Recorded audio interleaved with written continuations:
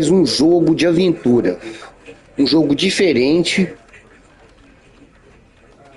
um jogo completamente louco, vamos dizer assim, né? No ponto de vista. The Stanley Parable, Ultra Deluxe. Vamos que vamos. E vamos tentar sair desse escritório infernal. Vamos lá. Pronto, voltei de novo.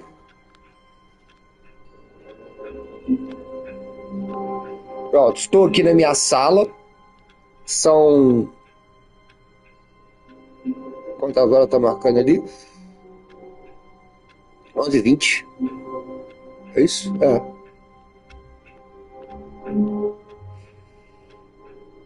Então vamos. All of his co-workers were gone. What could it mean? Stanley decided to go to the meeting room. Perhaps he had simply missed a memo. Então mandou eu pra sala do... Cara, o meu é 427, velho.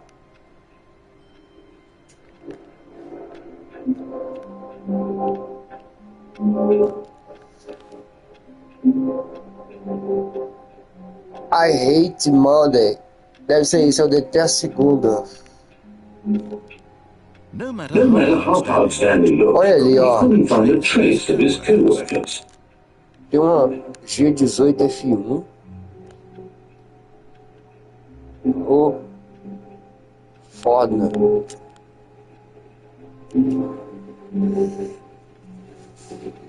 É. Não dá pra ver, tudo fechado. Esse aqui é iDead. Ó, as paradas meio 430. Quantas horas tá marcando aqui? Já deu meio-dia. Meio-dia e 20? Caramba, hein? Beleza. Os amigos deixaram os computadores. O que tá escrito no jogo? Be my Valentine. Você quer ser minha namorada? Ó, tem um PC ligado. O cara tava jogando aquele jogo de cartas comum. Uf. Farda.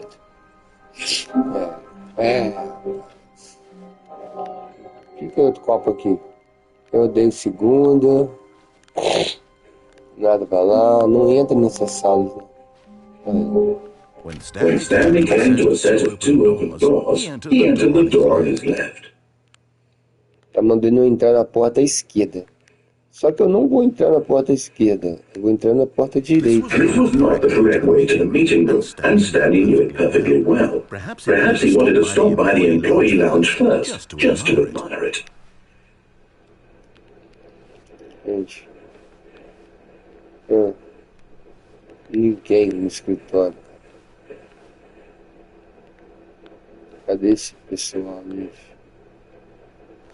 Ninguém no escritório. Yes, truly a room worth admiring. It had really been worth the detour after all, just to spend a few moments here in this immaculate, beautifully constructed room. Stanley simply stood here, drinking it all in.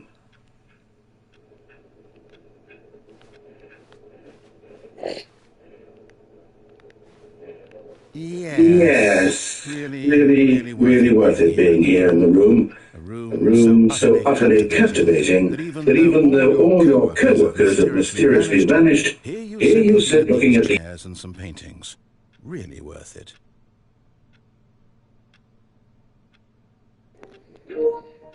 Rapaz, então vamos lá então, porque... Stanley's obsession with this room bordered on creepy and reflected poorly on his overall personality. It's possible that this is why everyone left.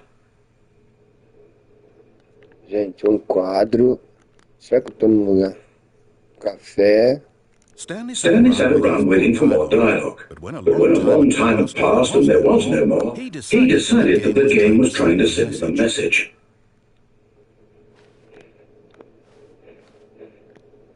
Vambora. But at last, he had enough of the amazing room and took the first open door on his left to get back to business.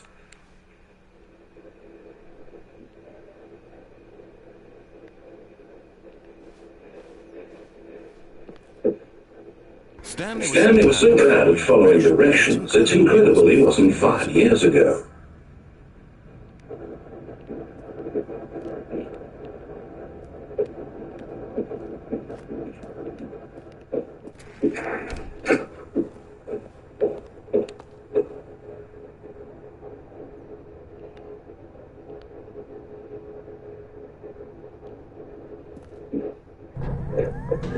Look, Stanley, I think perhaps we've gotten off on the wrong foot here. I'm not sure. You really are.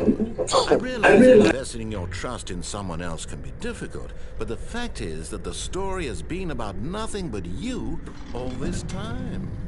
There's someone you've been neglecting, Stanley. Someone you've forgotten about.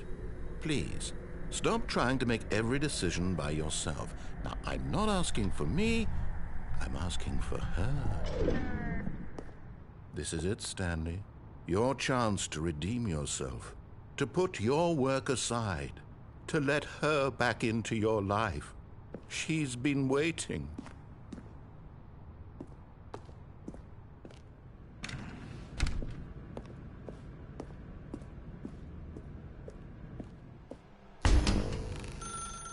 That's her, Stanley. You need to be the one to do this, to reach out to her. If you can truly place your faith in another, then pick up the phone.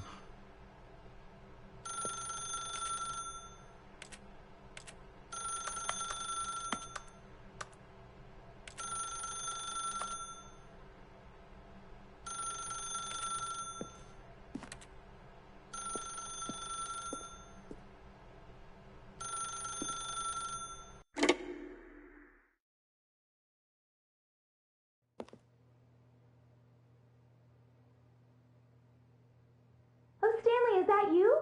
Hold on, sweetie. Sorry to keep you waiting. I'm just pulling the bread out of the oven. All right. Okay, there we go. All right, now, I want you to come in and tell me all about your day. Gotcha. Oh, come on. Did you actually think you had a loving wife who'd want to commit their life to you? I'm trying to make a point here, Stanley. I'm trying to get you to see something. Come inside. Let me show you what's really going on here.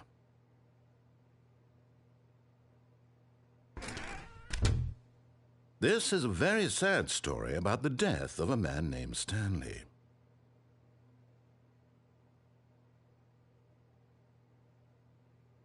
Stanley is quite a boring fellow. He has a job that demands nothing of him, and every button that he pushes is a reminder of the inconsequential nature of his existence. Look at him there, pushing buttons, doing exactly what he's told to do. Now he's pushing a button. Now he's eating lunch. Now he's going home. Now he's coming back to work. One might even feel sorry for him, except that he's chosen this life. But in his mind, he can go on fantastic adventures. From behind his desk, Stanley dreamed of wild expeditions into the unknown, fantastic discoveries of new lands. It was wonderful, and each day that he returned to work was a reminder that none of it would ever happen to him. And so he began to fantasize about his own job. First, he imagined that one day while at work, he stepped up from his desk to realize that all of his co-workers, his boss, everyone in the building had suddenly vanished off the face of the earth. The thought excited him terribly. So he went further. He imagined that he came to 2 open doors and that he could go through either. At last, choice. It barely even mattered what lay behind each door. The mere thought that his decisions would mean something was almost too wonderful to behold. As he wandered through this fantasy world, he began to fill it with many possible paths and destinations. Down one path lay an enormous round room with monitors and mind controls. And down another was a yellow line that weaved in many directions. And down another was a game with a baby. And he called it the Stanley Parable. It was such a wonderful fantasy, and so in his head he relived it again, and then again, and again, over and over, wishing beyond hope that it would never end, that he might always feel this free. Surely there's an answer down some new path, mustn't there be? Perhaps if he played just one more time. But there is no answer. How could there possibly be? In reality, all he's doing is pushing the same buttons he always has. Nothing has changed. The longer he spends here, the more invested he gets, the more he forgets which life is the real one. And I'm trying to tell him this, that in this world he can never be anything but an observer, that as long as he remains here, he's slowly killing himself. But he won't listen to me. He won't stop. Here, watch this. Stanley, the next time the screen asks you to push a button, do not do it. You see? Can he just not hear me? How can I tell him in a way that he'll understand that every second he remains here, he's electing to kill himself? How can I get him to see what I see? How can I make him look at himself? I suppose I can't, not in the way I want him to. But I don't make the rules. I simply play to my intended purpose, the same as Stanley. We're not so different, I suppose. I'll try once more to convey all this to him. I'm compelled to. I must. Perhaps, well, maybe this time he'll see. Maybe this time. And I tried again, and Stanley pushed a button. And I tried again, and Stanley pushed a button. And I tried.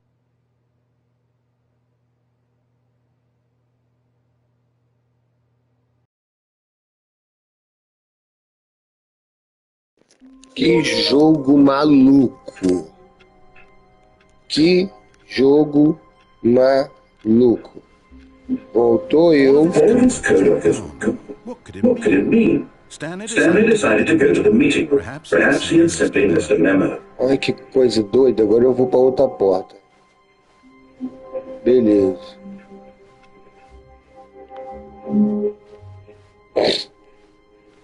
When Stanley came to a set of two open doors, he entered the door on his left. Certo. Yet there was not a single person here either. Feeling a wave of disbelief, Stanley decided to go up to his boss's office, hoping he might find an answer there.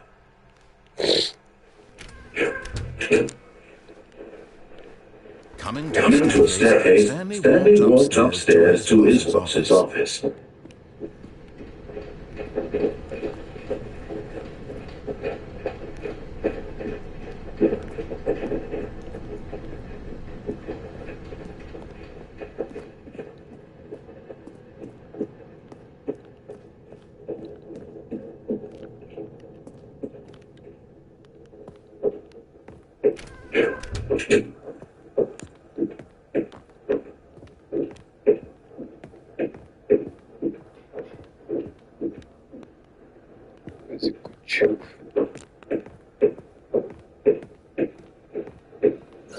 Stepping into his manager's office, Stanley was once again stunned to discover not an indication of any human life. Shocked, unraveled, Stanley wondered in disbelief who orchestrated this, what dark secret was being held from him. What he could not have known was that the keypad behind the boss's desk guarded the terrible truth that his boss had been keeping from him. And so the boss had assigned it an extra secret PIN number, 2845.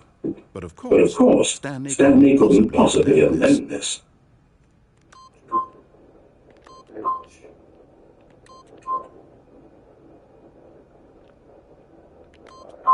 Yet incredibly, by simply pushing random buttons on the keypad, Stanley happened to input the correct code by sheer luck. Amazing. He stepped into the newly opened passageway.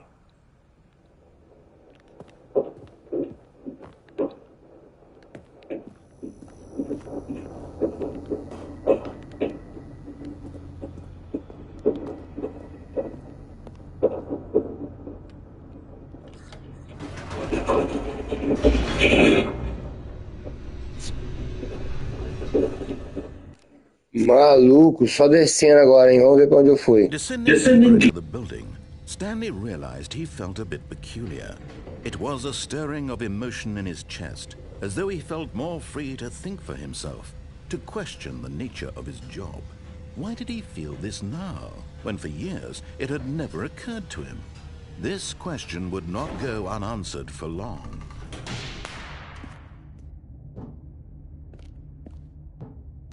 Stanley walked straight ahead through the large door that read Mind Control Facility.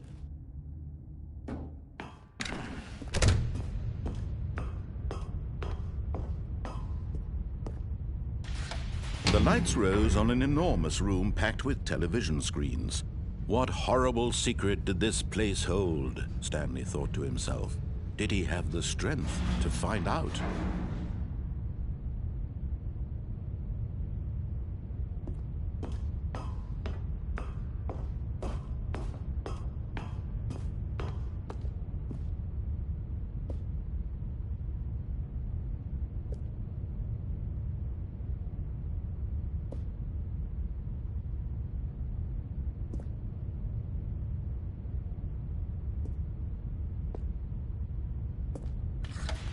Now the monitors jumped to life, their true nature revealed. Each bore the number of an employee in the building, Stanley's co-workers. The lives of so many individuals reduced to images on a screen, and Stanley, one of them, eternally monitored in this place where freedom meant nothing.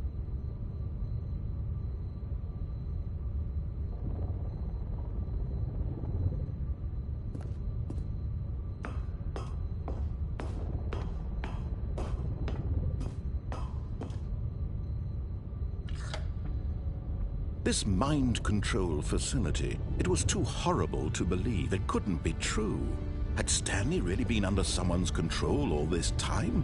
Was this the only reason he was happy with his boring job? That his emotions had been manipulated to accept it blindly? No, he refused to believe it. He couldn't accept it. His own life in someone else's control? Never! It was unthinkable, wasn't it? Was it even possible? Had he truly spent his entire life utterly blind to the world?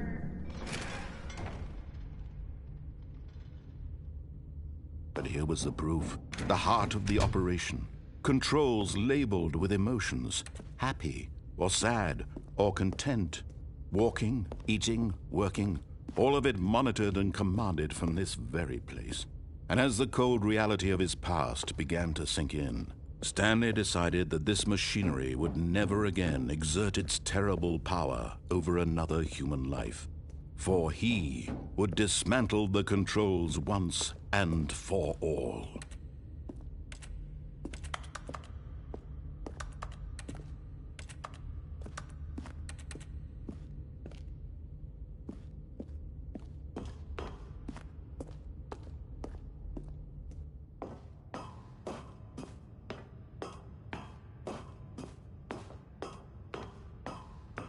And when at last he found the source of the room's power, he knew it was his duty, his obligation, to put an end to this horrible place and to everything it stood for.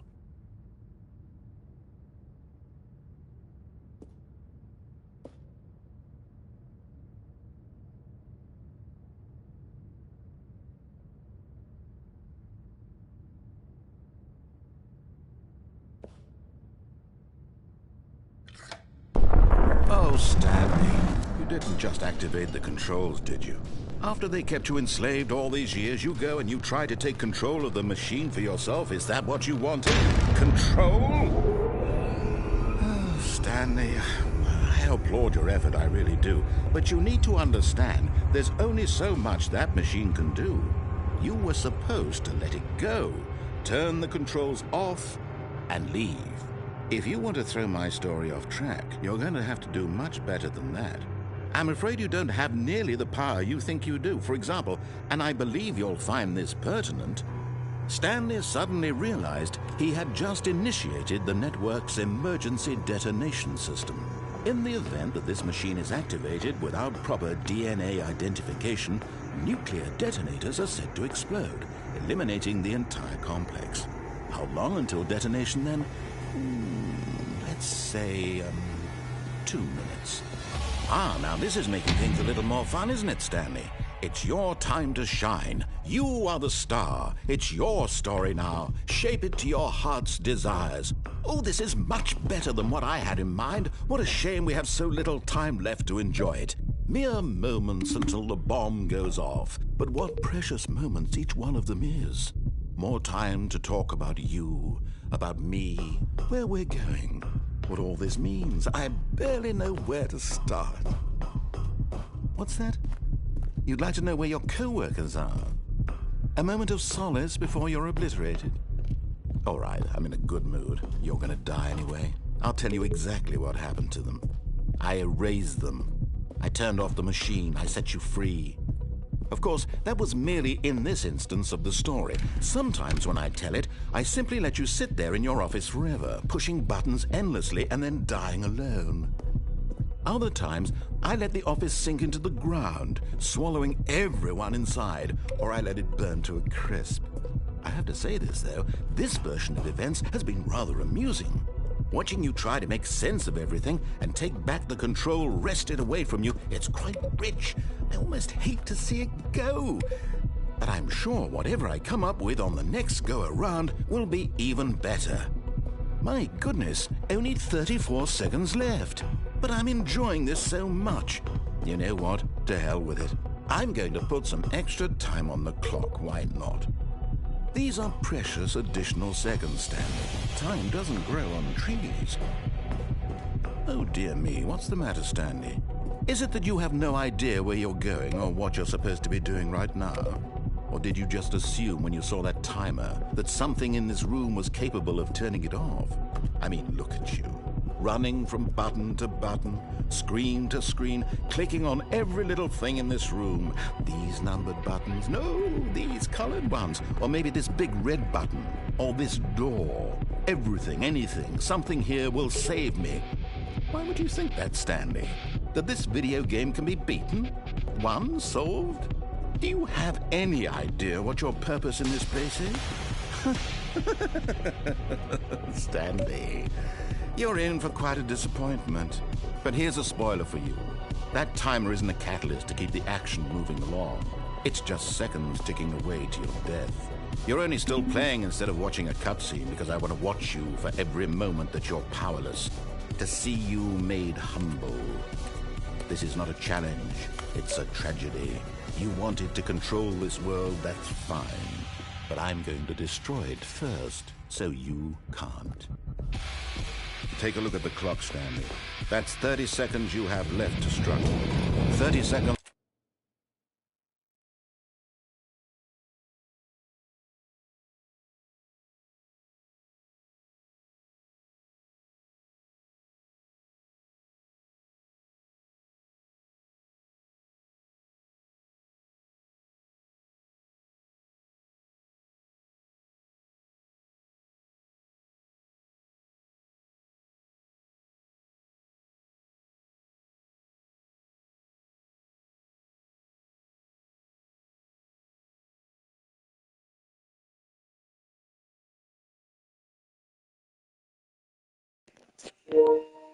Cara, tive que pausar o jogo, velho.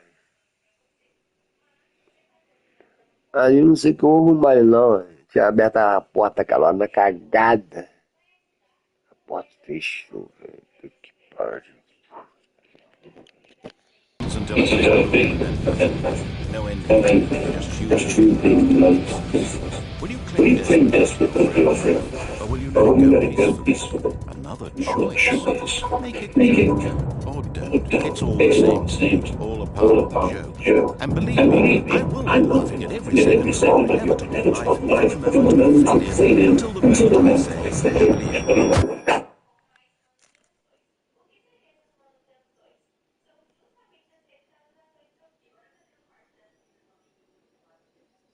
Nossa, não sei o que aconteceu. Sido.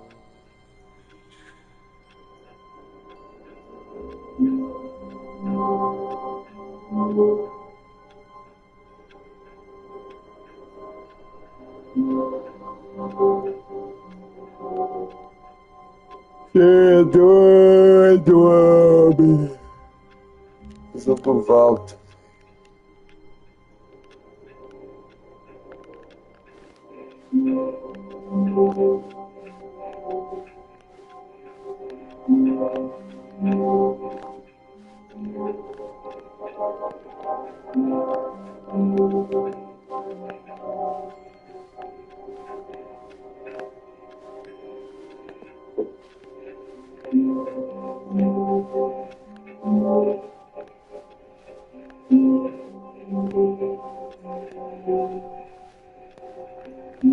All of his co-workers were gone. What could it mean? Stanley decided to go to the meeting room. Perhaps he had simply missed a memo.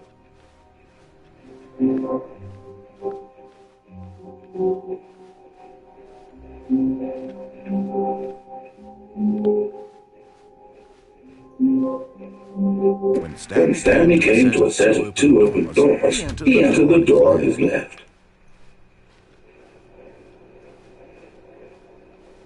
Yet there was not a single person here either. Feeling a wave of disbelief, Stanley decided to go up to his boss's office. Coming to a staircase, Stanley walked upstairs to his boss's office.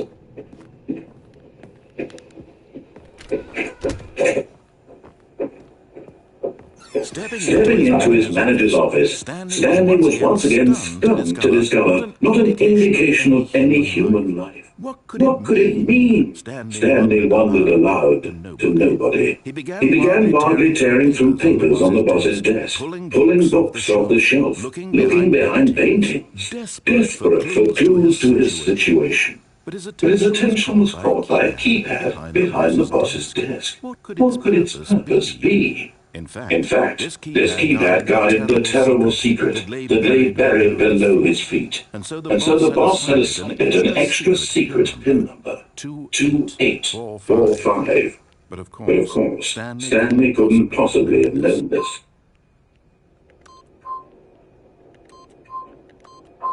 Yet incredibly, by simply pushing random buttons on the keypad, Stanley happened to input the correct code by sheer luck.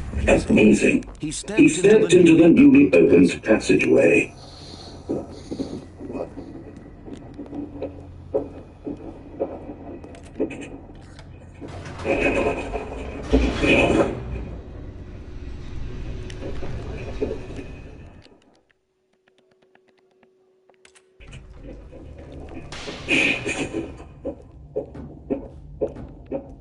Stanley walked straight ahead through the large door that read Mind Control Facility.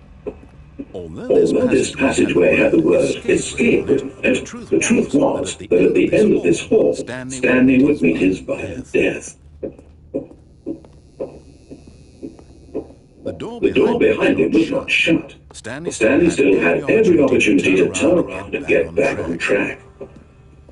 At this point, Stanley was making a conscious, concerted effort to walk forward and willingly confront his death.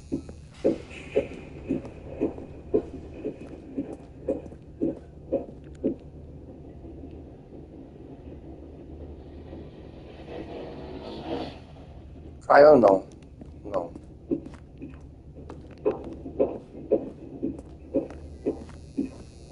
Ali era a morte certa, eu acho.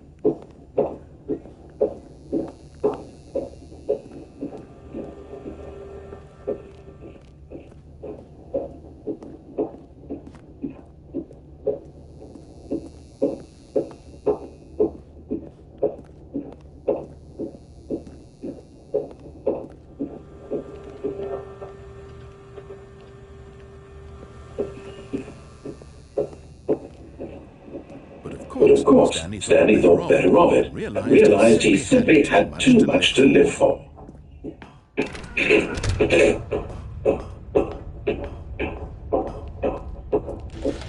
The lights rose on an enormous room packed with television screens. What horrible secret did this place hold? Stanley thought to himself. Did he have the strength to find out?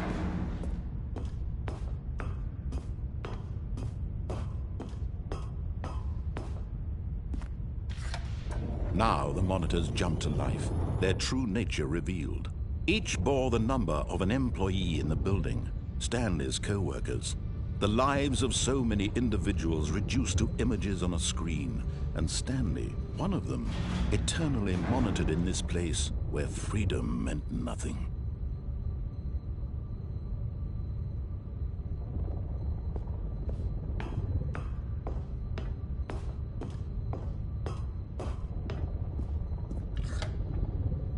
This mind control facility, it was too horrible to believe. It couldn't be true.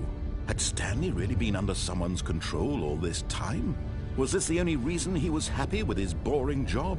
That his emotions had been manipulated to accept it blindly? No, he refused to believe it. He couldn't accept it. His own life in someone else's control? Never! It was unthinkable. Wasn't it? Was it even possible? Had he truly spent his entire life utterly blind to the world? Mandar um abraço para vocês que estão passando aí, tá? Se puder deixar aí um gostei aí pra mim guardar. Tamo junto, obrigado, with emotions, happy or sad or content, walking, eating, working, all of it monitored and commanded from this very place. And as the cold reality of his past began to sink in, Stanley decided that this machinery would never again exert its terrible power over another human life.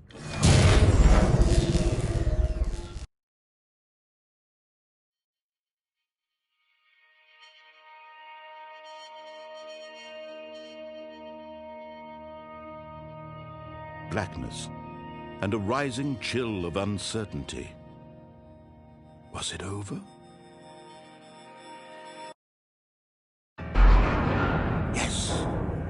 He had won! He had defeated the machine, unshackled himself from someone else's command. Freedom was mere moments away. And yet, even as the immense door slowly opened, Stanley reflected on how many puzzles still lay unsolved. Where had his co-workers gone? How had he been freed from the machine's grasp? What other mysteries did this strange building hold? But as sunlight streamed into the chamber, galera, esse jogo aí é muito doido. Muito doido. power that he had been seeking. But happiness. Perhaps his goal had not been to understand it, but to let go. No longer would anyone tell him where to go, what to do, or how to feel. Whatever life he lives, it will be his. And that was all he needed to know. It was perhaps the only thing worth knowing. Stanley stepped through the open door.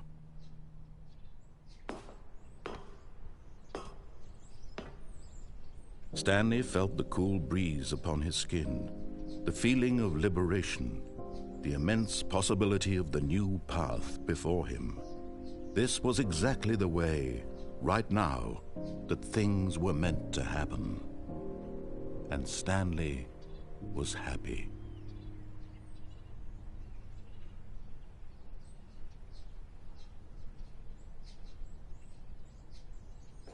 Vamos ver o que aconteceu agora aqui, né? Saí lá do escritório e voltei pro escritório. Maluco. Mano. Esse jogo tem um mistério, esse jogo, cara. Olha, Stanley decided to go to a meeting. voltei pro escritório, velho. Voltei pro escritório. When Stanley came to a set of two open doors, he entered the door on his left. Yet there was not a single person here either. Feeling a wave of disbelief, Stanley decided to go up to his boss's office, coming to the stairs, and then walked upstairs to his boss's office. But Stanley Ai, just meu Deus, refused isso to do aqui it. He considered fudeu the esse The cara. possibility of facing his boss, admitting he had left his post during work hours. He might be fired for that. And in And in such a competitive economy, why had he taken that risk? All All because because he believed everyone had vanished. His boss would think he was crazy. And then And then something something occurred to occurred to Stanley. Ó, Stanley. Maybe, he Maybe, thought to he thought to himself, himself, maybe I am crazy. All of All of my co-workers blinking mysteriously tô out of rodando em the distance in a círculo. single moment for no reason at all. Manda um abraço para vocês que estão assistindo essa live aí. Valeu, As galera. Stanley pondered this, he began to make other strange observations. For example, why couldn't he see his feet when he looked down? Why did Why did doors close automatically behind him wherever he went? And for And for that matter, these rooms were starting to look pretty familiar. Were they simply repeating? No, Stanley said to himself, this is all too strange. This can't be real. And at At last, last, he came to the conclusion that it on had the been tip of his tongue. He just hadn't found the words for it. I'm dreaming, he yelled. This is all a dream. Oh, what a relief Stanley felt to have finally found an answer, an explanation. His co-workers weren't actually gone. He wasn't going to lose his job. He wasn't crazy after all. And he thought to himself, I suppose I'll wake up soon. I'll have to go back to my boring real-life job pushing buttons. I may as well enjoy this while I'm still lucid. So he imagined himself flying and began to gently float above the ground. Then he imagined himself soaring through space on a magical starfield, and it too appeared. It was so much fun, and Stanley marveled that he had still not woken up. How was he remaining so lucid? And then perhaps the strangest question of them all entered Stanley's head. One he was amazed he hadn't asked himself sooner. Why is there a voice in my head dictating everything that I'm doing and thinking? Now the voice was describing itself being considered by Stanley, who found it particularly strange. I'm dreaming about a voice describing me, thinking about how it's describing my thoughts, he thought. And while he thought it all very odd and wondered if this voice spoke to all people in their dreams, the truth was that, of course, this was not a dream. How could it be?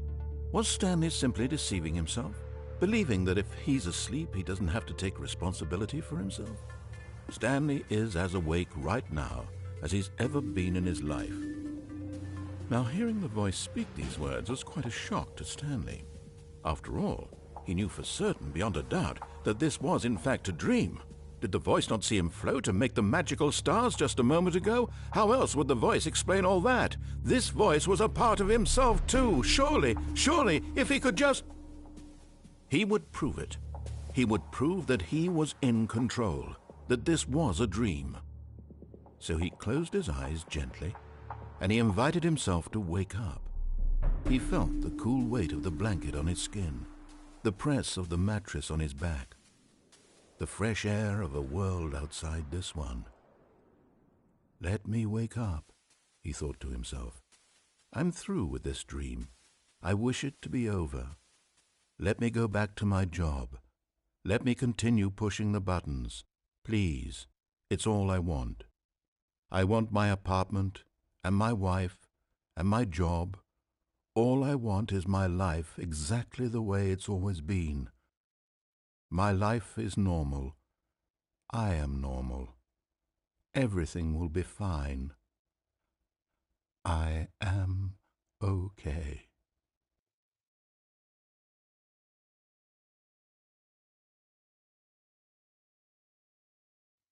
Stanley began screaming. Please, someone, wake me up. My name is Stanley. I have a boss. I have an office. I am real. Please, just someone tell me I am real. I must be real. I must be. Can anyone hear my voice? Who am I? Who am I? And everything went black.